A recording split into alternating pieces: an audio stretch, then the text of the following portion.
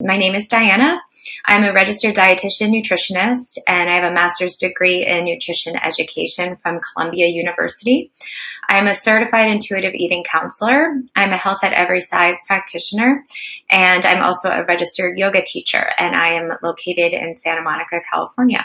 So we're going to go over now the 10 principles of intuitive eating. I'm going to briefly go over each one with you. Of course, each one consists of a lot of steps and details, but I'm going to summarize them all for you briefly. And it's important to know that everyone is at a different stage when it comes to intuitive eating based on so many different factors in your life and what you've gone through. And not everyone will begin with the same principle.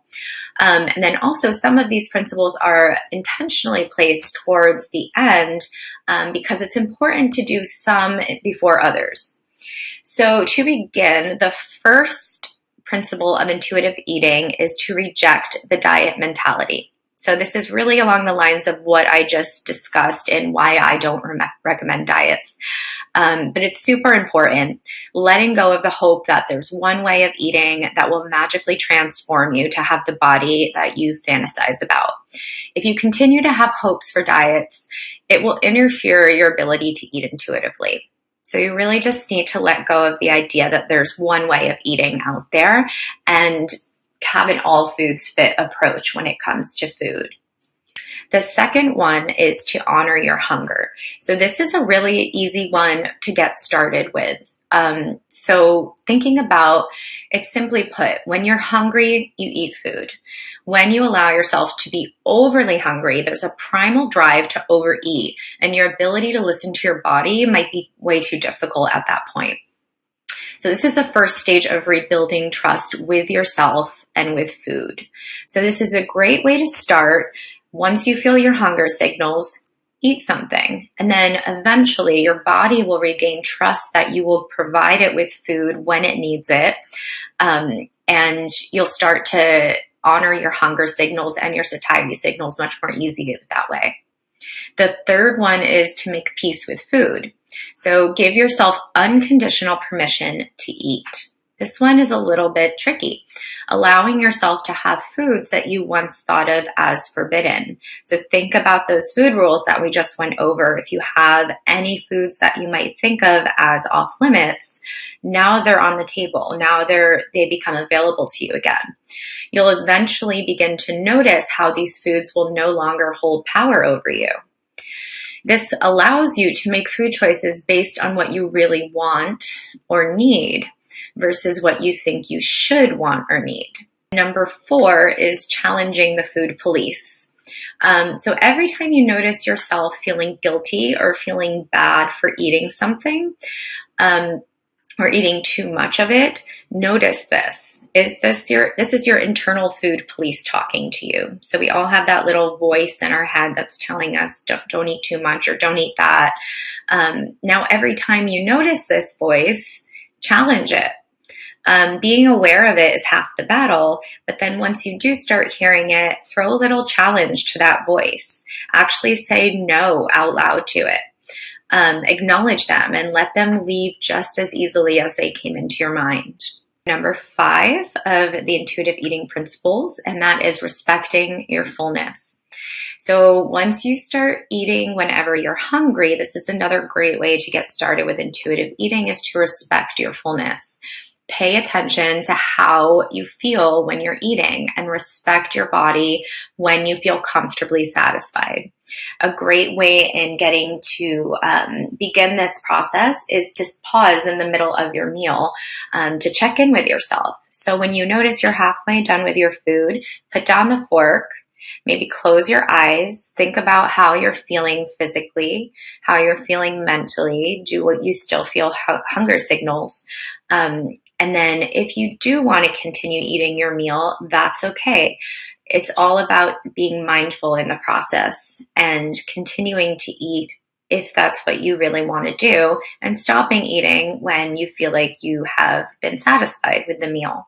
Number 6 will be discovering the satisfaction factor.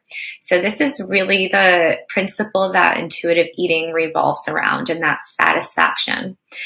So it really brings the eating experience back to pleasure and being satisfied with what you're eating, bringing joy into the eating experience again.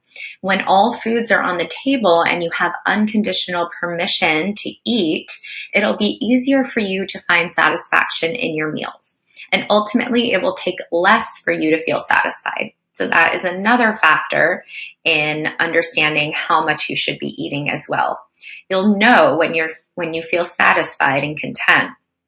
And once you start making meals that are more satisfying to you, maybe eating foods that you once didn't allow yourself to have, then you'll notice yourself becoming satisfied much more easier. Number 7 is honor your feelings without using food. So once you've identified that you use food to cope with emotions, it will become easier to find other ways to deal with the source of the emotion. Food will only provide temporary comfort.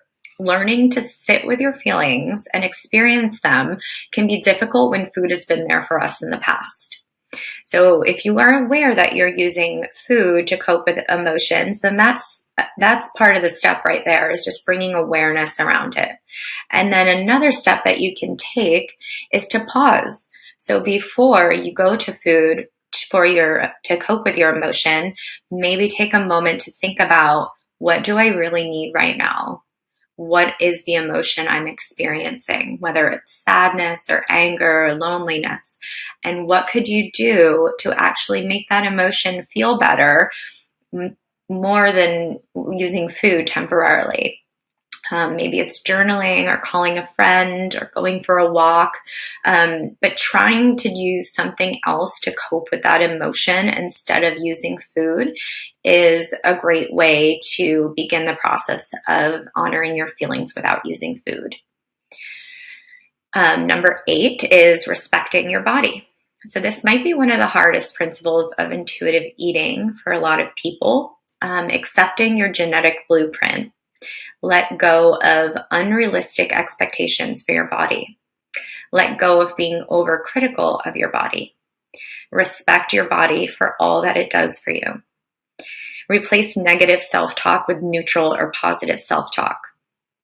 And healing your relationship to your body can take a lot of time. So being patient in this process is important. Number 9, which is exercise, feeling the difference. So the last 2 principles, number 9 and 10, are placed at the end for a specific reason. And it's because you're supposed to focus on all the other things and sort of master them before you get to the last 2. So shifting your focus for exercise. So think about first, why do you exercise? What kind of exercise do you do and why? Several people tend to focus on burning calories, losing weight, focusing on how much you sweat, maybe feeling like they didn't get a good workout unless they're dripping with sweat at the end. And then also think about how you feel during and after the type of movement that you usually do.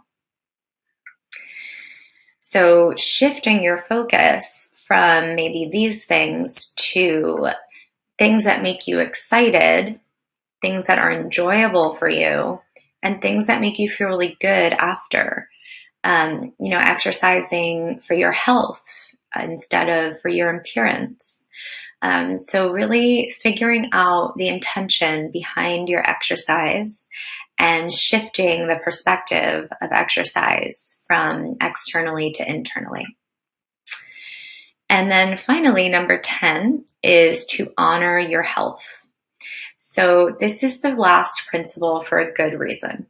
If you focus too much on nutrition and eating healthy, quote unquote, in the beginning, you can't fully make peace with food and listen to your body. This principle emphasizes what you eat consistently that matters, and that it's okay to make food choices that satisfy you and your taste buds. So it's really a principle about gentle nutrition. So yes, you're allowed to think about foods that are good for you and foods that are healthy for you and incorporating those into your diet. Intuitive eating is not just about allowing yourself to eat all the foods you once forbid yourself, but also thinking about foods that are really good for you and that make you feel good. But that really needs to come last after you have fully made peace with food.